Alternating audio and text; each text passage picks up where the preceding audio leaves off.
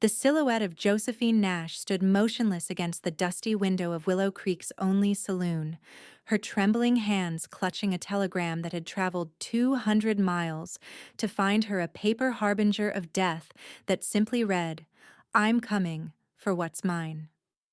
It was 1878, and the Wyoming Territory offered little sanctuary for a woman alone. 3 months had passed since Josephine had fled her husband's ranch in Colorado, leaving behind everything except the clothes on her back and the bruises that painted her skin in shades of purple and yellow. Now, as the afternoon sun cast long shadows across the main street, she knew her time was running out. "Another whiskey, madam?" The bartender's voice pulled her from her thoughts. "No," she replied, tucking the telegram into the pocket of her worn dress. "I need to find someone." The saloon was nearly empty at this hour, save for a few weathered miners and a tall figure hunched over a corner table. The stranger wore a black hat pulled low, but Josephine could see the glint of his eyes as they followed her movement across the room. "Excuse me," she said, approaching the table with hesitation in her steps, but determination in her voice. "They say you're a man who knows how to handle trouble." The stranger looked up, revealing a face weathered by sun and hardship, yet his eyes held a kindness that contrasted with the gun holstered at his hip. "Xavier Weston," he introduced himself, gesturing to the empty chair across from him. "And Trouble and I are well acquainted, though I don't recall making your acquaintance, Mrs. Nash," she corrected, sitting down but keeping her back straight, ready to flee at any moment. "Josephine Nash." "Mrs." Xavier repeated, taking note of the absence of a ring on her finger. "What brings you to my table, Mrs. Nash?" Josephine placed the telegram on the table between them.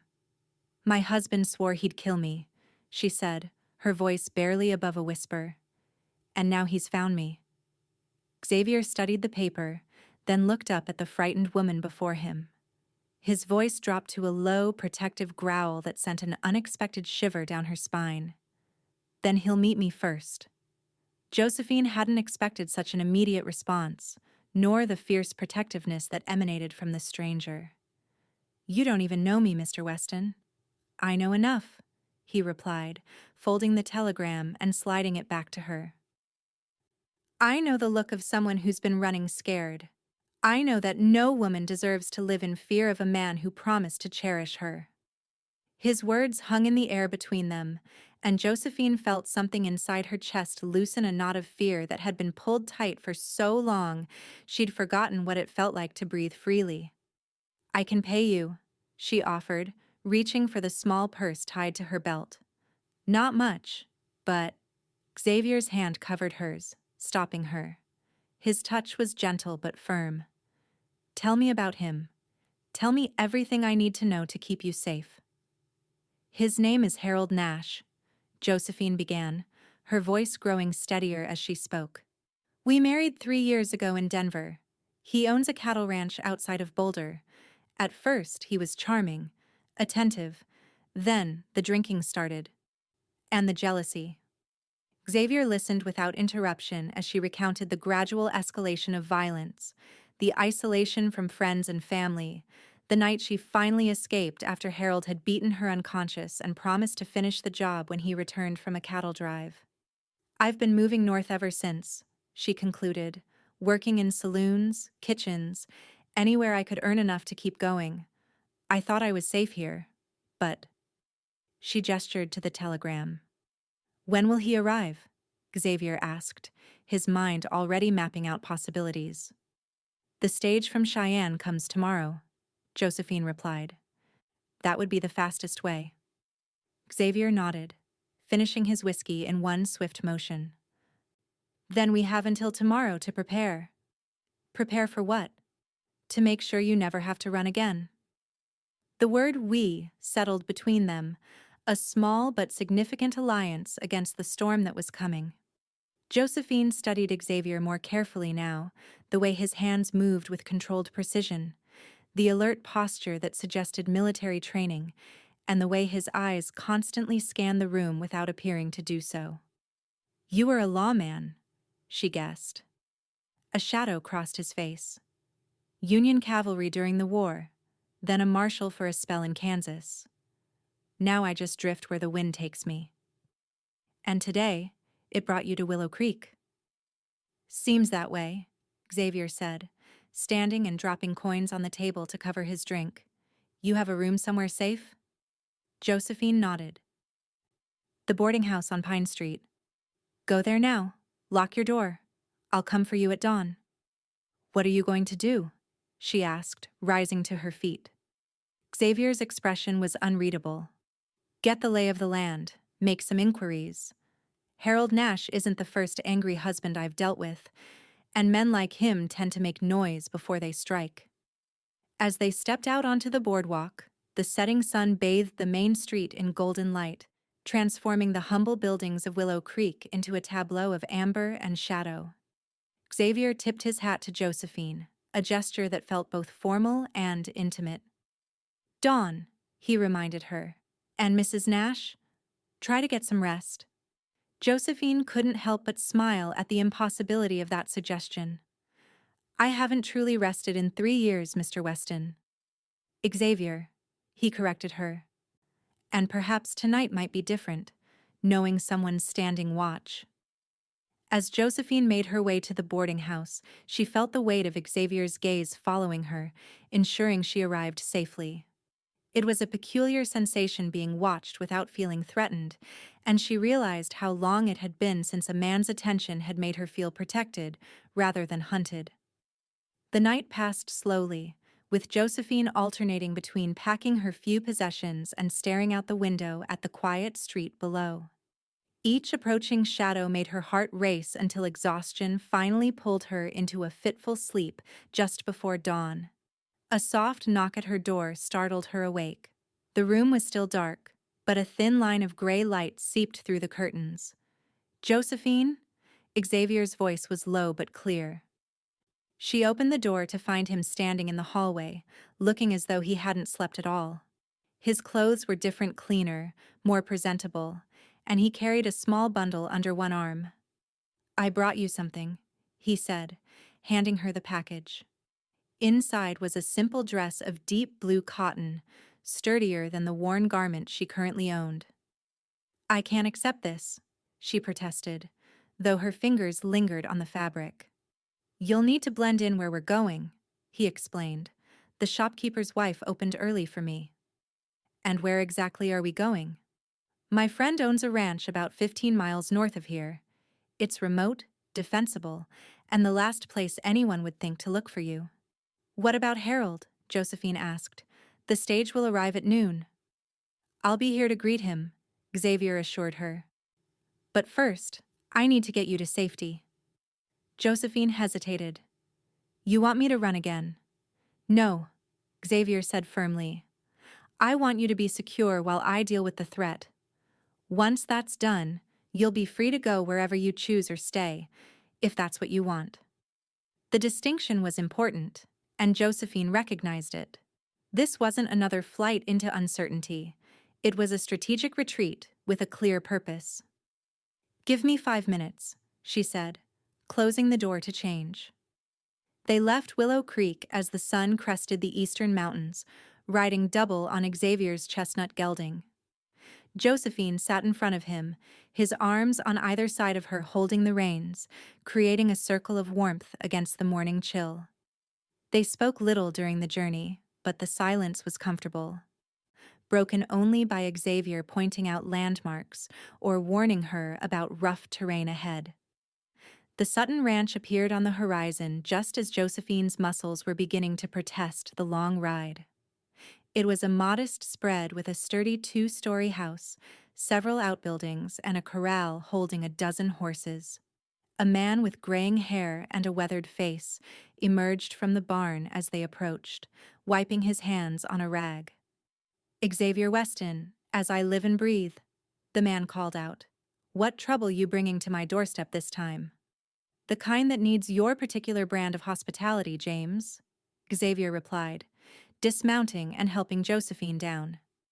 Mrs. Nash, this is James Sutton, the most cantankerous rancher in Wyoming Territory and the best friend a man could ask for.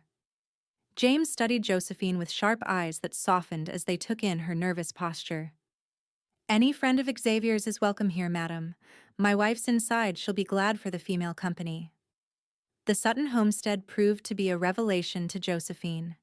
Martha Sutton, a robust woman with laughing eyes and flour-dusted hands, welcomed her without question, showing her to a small but comfortable bedroom and providing her with a hot bath and a home-cooked meal that brought tears to Josephine's eyes.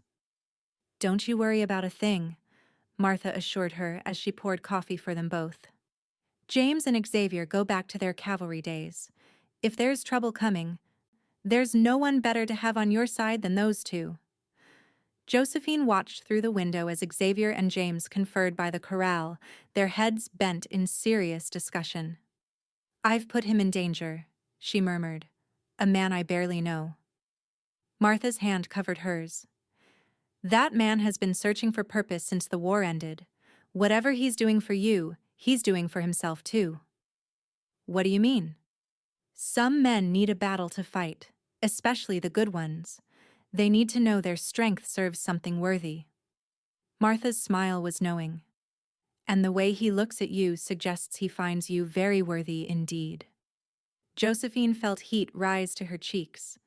"We only met yesterday."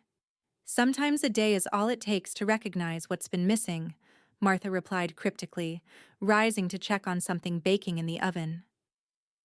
By mid-afternoon, Xavier was ready to depart.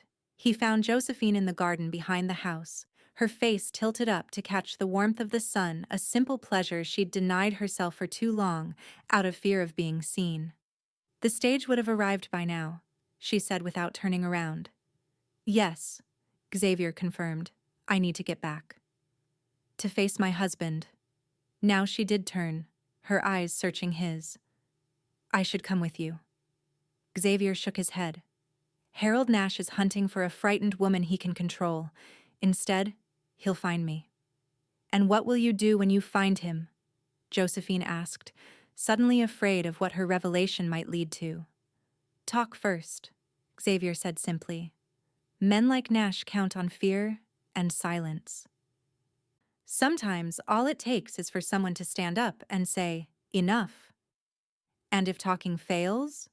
Xavier's hand rested briefly on his holstered revolver. "Then we move to more persuasive methods. But I'm not looking to kill him, Josephine. That would only bring the law down on us both." The use of her first name sent a current through her that she wasn't prepared for. "Be careful," she said. "Harold is charming when he wants to be. Convincing. He'll tell you I'm unstable, that I imagine the abuse." "Do you think I can't recognize a wolf in sheep's clothing?" Xavier asked gently. "I've known men like him my entire life. Trust me to see him for what he is." Trust. The word hung between them, weighty with implication. Trust was what Harold had first asked of her, then used against her. Yet something about Xavier's steady gaze and the respectful distance he maintained even as his eyes conveyed concern made her want to believe again. "I'll be back by nightfall tomorrow," he promised. "If I'm not?" He hesitated, then reached into his pocket and withdrew a folded document. "This gives you legal right to remain here under the Suttons' protection. James has agreed to honor it regardless of what happens." Josephine took the paper with trembling fingers. "This is a deed." "To 40 acres adjoining the Sutton property," Xavier confirmed. "I won it in a poker game years ago and never had use for it. It's yours now, whether I return or not." "Why would you do this?" she whispered, stunned by the gesture. Xavier's smile was soft, a rare sight that transformed his rugged features. "Because every person deserves the chance to stand on their own ground without fear. And because I've never met anyone who deserved it more than you do." Before she could respond, he mounted his horse and tipped his hat to her. "Tomorrow, Josephine." As he rode away, Josephine clutched the deed to her chest, a piece of paper that represented something she'd thought forever lost to her, the possibility of a future determined by her own choices. The town of Willow Creek was unusually animated when Xavier returned. Groups of men clustered on street corners, voices hushed in conversation, eyes following him as he rode toward the livery stable. The atmosphere had the charged quality that preceded violence, a tension Xavier recognized from countless confrontations. The livery owner, a rail-thin man named Tucker, watched nervously as Xavier unsaddled his horse. "You're back at an interesting time, Weston," he commented, trying to sound casual. "How so?" "New fellow in town. Big man, well-dressed. Been asking about his wife, says she ran off with family money. Offering a reward for information." Xavier continued his task, his movements deliberate. "That so? Word is she was staying at Mrs. Finch's boarding house until yesterday." Tucker lowered his voice. "Same room you were seen visiting at dawn." "People notice a lot in a small town," Xavier observed, neither confirming nor denying anything. "Nash is at the hotel," Tucker offered, clearly torn between loyalty to a regular customer and the prospect of the reward. "Has a couple of rough-looking fellows with him. Hired hands, by the look of them." Xavier slipped Tucker an extra coin for the information and made his way to the saloon. He needed to take the measure of Harold Nash before confronting him, to understand what kind of man he was dealing with beyond Josephine's account. The saloon was crowded despite the early hour, and Xavier spotted his quarry immediately. Harold Nash dominated the largest table, a bear of a man with a carefully groomed beard and expensive clothes that marked him as prosperous. Two men flanked him, wearing guns with the casual comfort of those accustomed to using them. Xavier took a position at the bar where he could observe without being obvious. Nash was holding court, buying drinks for locals willing to listen to his tale of a deranged wife who'd stolen from him and fled north. "Pretty little thing," Nash was saying, his voice carrying the practiced smoothness of a confident liar. "But touched in the head. Doctor warned me, but I thought love could heal her. Instead, she took my money and ran first chance she got." The barkeeper placed a whiskey in front of Xavier without being asked. "On the house," he muttered. "For whatever you're planning to do about that blowhard." Xavier raised an eyebrow. "What makes you think I'm planning anything?" "Because Josephine Nash worked in my kitchen for 2 months, and the only thing touched in her head were the bruises she tried to hide," the barkeeper replied in a low voice. "And because you've been watching that table like a hawk eyeing a rabbit since you walked in." "You believe her story, then?" the barkeeper snorted. "I've been serving drinks for 30 years. I know the difference between a lying drunk and a scared woman." Xavier nodded his thanks and continued his observation. Nash was calculating, charming the locals with free drinks and wild stories, carefully constructing the image of a concerned husband rather than a predator. It was skillfully done. Had Xavier not already known the truth, he might have been swayed by the performance. After an hour, Nash and his companions departed, likely to continue their inquiries elsewhere. Xavier followed at a distance, noting that they separated to cover more ground. Nash himself headed toward the telegraph office, leaving his men to canvass the east and west ends of town. This was the opportunity Xavier had been waiting for. He moved quickly, intercepting Nash before he reached his destination. "Mr. Nash," Xavier called out, his voice carrying down the street. "I believe we need to have a conversation." Nash turned, assessing Xavier with the careful eye of a man accustomed to sizing up potential threats. "Do I know you, friend?" "No," Xavier replied, closing the distance between them. "But I know your wife." The change in Nash's demeanor was subtle but unmistakable, a hardening around the eyes, a slight shift in posture that prepared him for confrontation. "Then you can tell me where she is. There's money in it for you." "I'm not interested in your money," Xavier said, keeping his hands visible but ready. "I'm here to deliver a message. Josephine is safe, and she's not coming back. Ever. The best thing you can do is return to Colorado and forget you ever had a wife." Nash's laugh held no humor. "And who appointed you her protector?" You're warming my wife's bed, is that it? She came to me for help, Xavier corrected him, and I gave her my word she'd never have to fear you again. Noble, Nash sneered, but you're interfering in matters you don't understand. Josephine is my wife, legally bound to me until death. Whatever lies she's told you. I saw the scars, Xavier interrupted, his voice dangerously calm. The burn marks on her arms, the badly set finger you broke, the fear that makes her flinch at sudden movements. I don't need lies when the truth is written all over her. Nash's facade cracked, revealing the rage beneath. You have no right, he hissed, no legal standing. I'll have the sheriff on you for aiding a runaway wife. By all means, Xavier gestured toward the sheriff's office. Let's involve the law. I'm sure they'd be interested in hearing about the witnesses who saw you nearly beat a woman to death in Denver last year. Or would you prefer to settle this between ourselves? For a tense moment, Xavier thought Nash might reach for the pistol hidden beneath his fine coat. Instead, the larger man stepped closer, using his height to intimidate. You think you're the first man to try to take what's mine? Nash growled. Josephine belongs to me. I'll find her with or without your cooperation, and when I do, I'll teach her what happens to disobedient wives after I've dealt with you. That's not going to happen, Xavier stated, unflinching. You have until the morning stage to leave Willow Creek. After that, what happens isn't going to be pleasant for either of us. Is that a threat, Cowboy? Nash's voice dripped with contempt. It's a promise, Xavier replied, and I keep my promises. He turned and walked away, his back straight despite the danger of exposing it to Nash.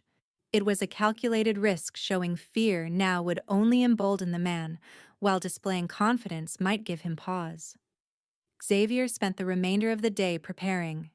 He visited the sheriff, an aging man named Patterson who had once been formidable but now preferred to avoid conflict when possible. The conversation was brief but productive. Patterson agreed to look the other way if trouble came, provided no innocent bystanders were harmed. Nash and his boys have been throwing their weight around since they arrived, Patterson admitted.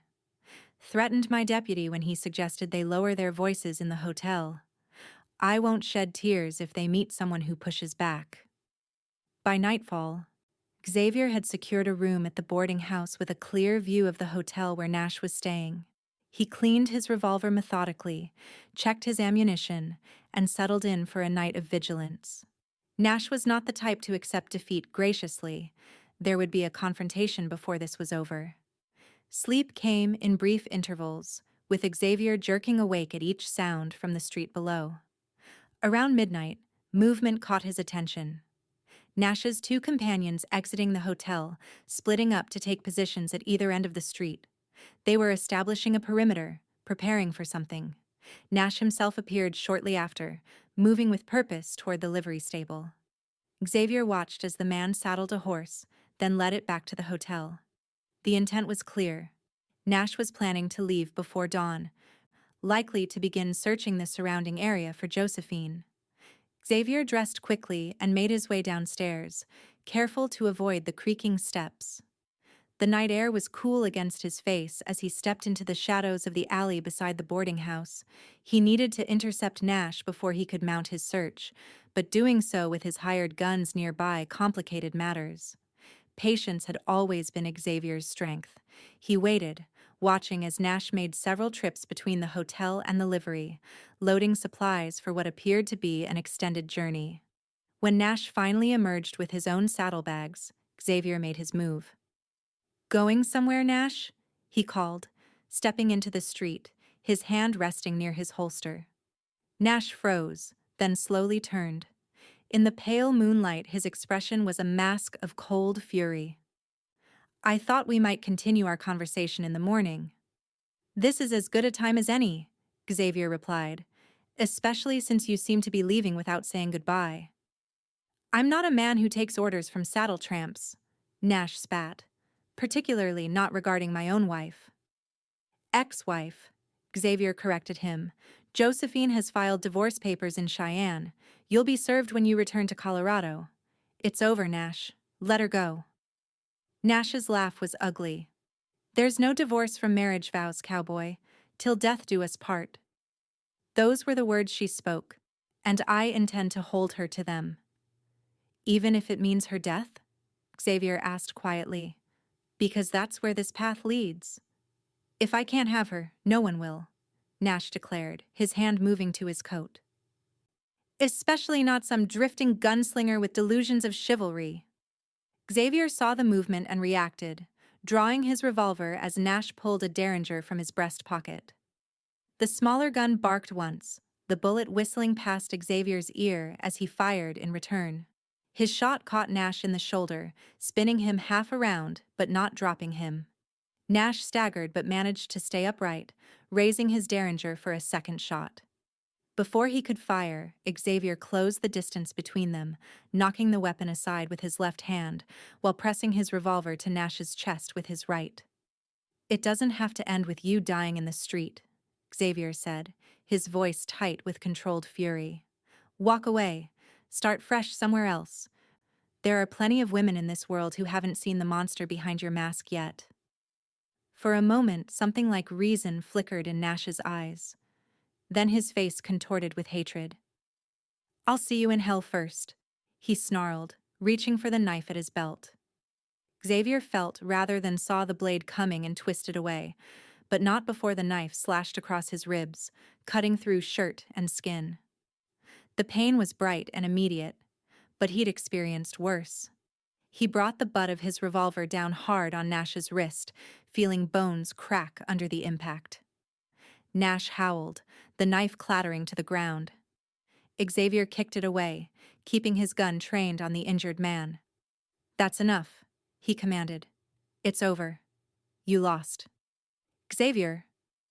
The shout came from behind him, the saloon keeper, pointing urgently. His men! Xavier turned just in time to see Nash's hired guns running toward them from opposite directions, weapons drawn. He dove for cover behind a water trough as bullets splintered the wood around him. Nash used the distraction to scramble away, clutching his injured shoulder. Nash! Xavier called out. Tell them to stand down before someone gets killed. Nash's response was to grab his fallen derringer and fire wildly in Xavier's direction. The shot went wide, but the intent was clear. Nash had abandoned reason for vengeance. The street erupted in gunfire. Xavier returned fire selectively, aiming to wound rather than kill. One of Nash's men fell, clutching his leg, while the other took cover behind a hitching post. Nash himself had disappeared into the shadows between buildings. Xavier moved carefully from the water trough to the shelter of a nearby storefront, trying to locate Nash in the darkness. The wounded hired gun was calling for his companion to retreat, his enthusiasm for the fight diminished by his injury. A movement to his left caught Xavier's attention. Nash, attempting to mount his horse with his good arm. Xavier sprinted across the open street, bullets from the second gunman kicking up dust at his heels. He reached Nash just as the man swung awkwardly into the saddle. It's finished, Xavier declared, grabbing the horse's bridle with one hand while keeping his revolver trained on Nash with the other. Nash's face was a rictus of pain and hatred. Nothing's finished while I'm breathing, he growled, trying to wrench the reins free. I'll find her. If it takes years, I'll find her. No, Xavier said firmly. You won't. The second gunman had ceased firing, unwilling to risk hitting his employer.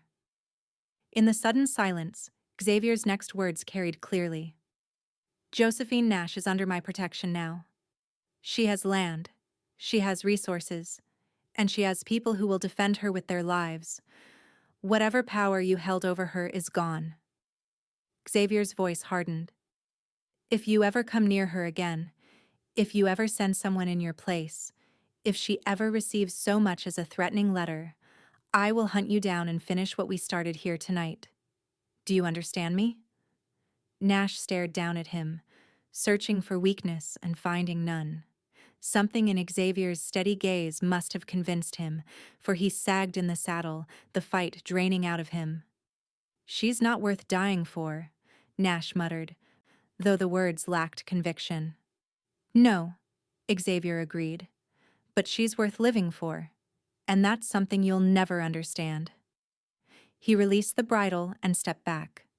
Ride away, Nash. Ride away and don't look back. For a moment, Nash seemed ready to defy him. Then, with a last venomous glare, he dug his heels into the horse's flanks and galloped out of town, his remaining hired gun limping after him. The confrontation had awakened the town. Lights appeared in windows, and cautious faces peered from doorways. Sheriff Patterson emerged from his office, shotgun in hand but pointed at the ground. Trouble's past, Xavier assured him, wincing as he pressed a hand to his bleeding side.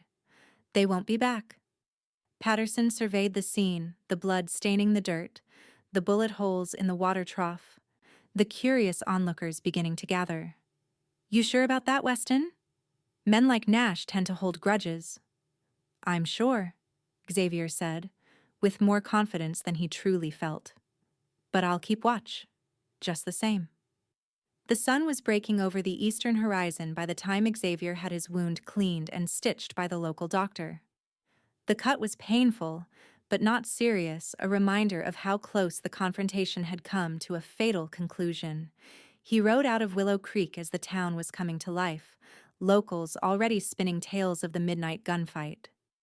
By the time he reached the Sutton Ranch, exhaustion and blood loss had taken their toll, making the familiar landscape swim before his eyes. Josephine was waiting on the porch, her face pale with worry.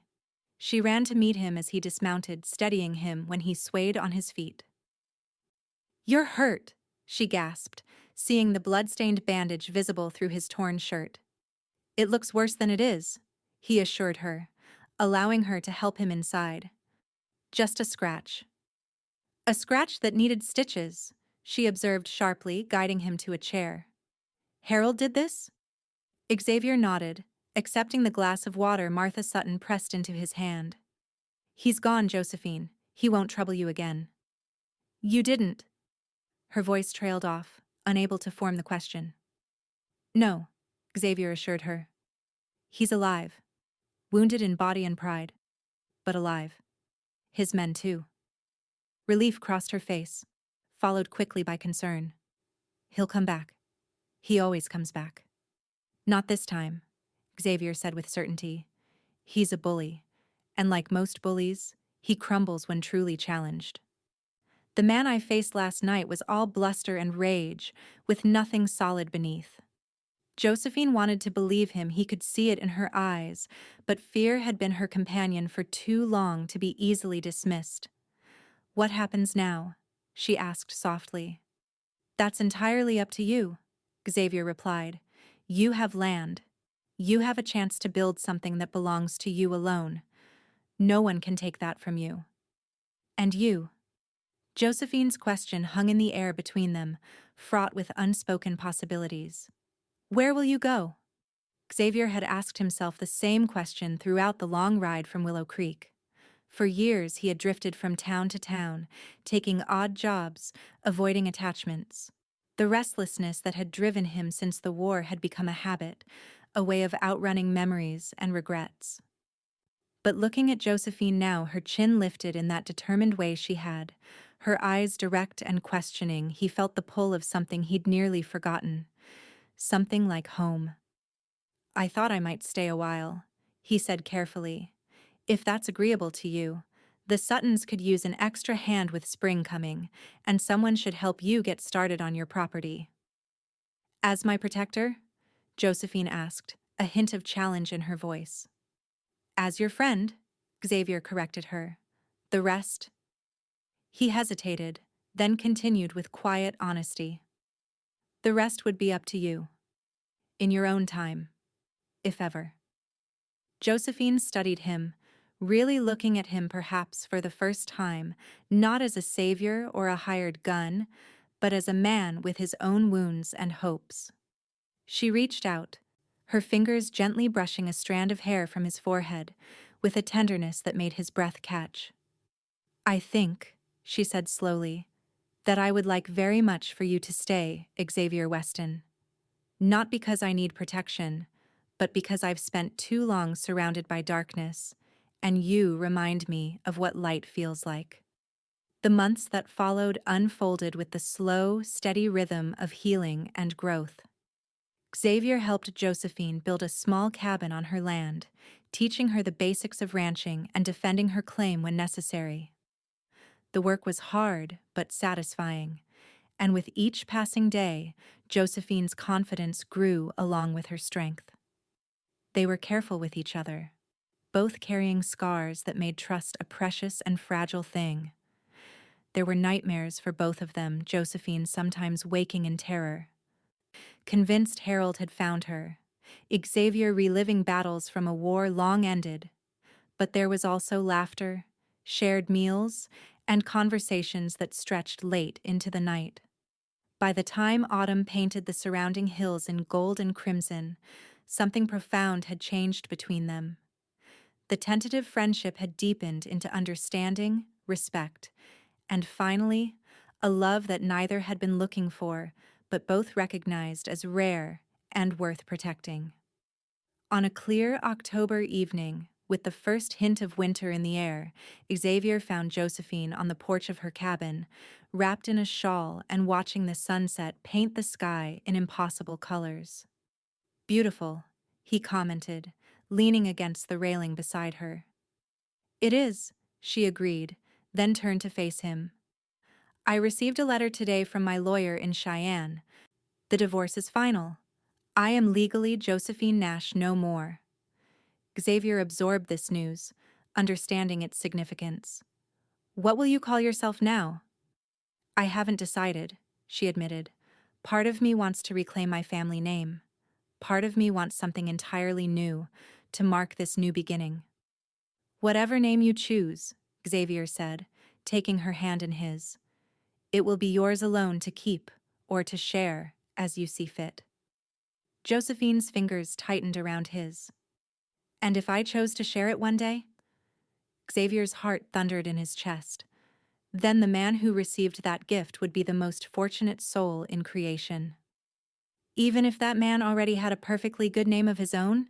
Josephine asked, her eyes bright with a mixture of mischief and deeper emotion. "Especially then," Xavier replied, drawing her closer. "Because it would mean he'd found something he'd stopped believing existed." "And what's that?" "Home," Xavier said simply, the word containing worlds of meaning. "Not just a place, but a person who sees you completely and loves you anyway." Josephine rose on her toes and pressed her lips to his, a kiss that spoke of endings and beginnings, of dangers faced and overcome, of a future they would build together not from obligation or possession but from choice, and love freely given. "In that case," she whispered against his mouth, "I might be persuaded to consider Weston as a suitable name, after all."